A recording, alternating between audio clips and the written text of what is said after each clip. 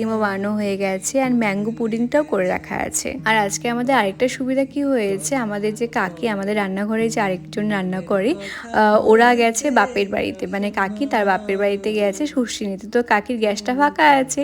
কাকিকে আগেই মা বলে দিয়েছে যে তুমি চলে গেলে তোমার গ্যাসেও কিন্তু আমরা রান্না করবো, কারণ দুটো গ্যাসে দুজন মিলে দুটা দুটা করে একবারে রান্না করলে সমস্ত কিছু তাড়াতাড়ি হয়ে যাবে।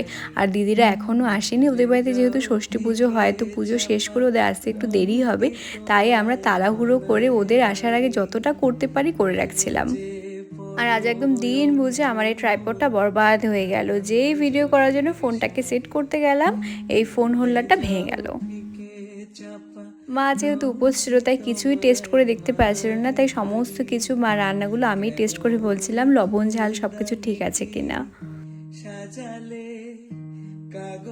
দুদিন আগে থেকেই মা এত টেনশন করছিল যে ষষ্ঠীর দিন এত আয়োজন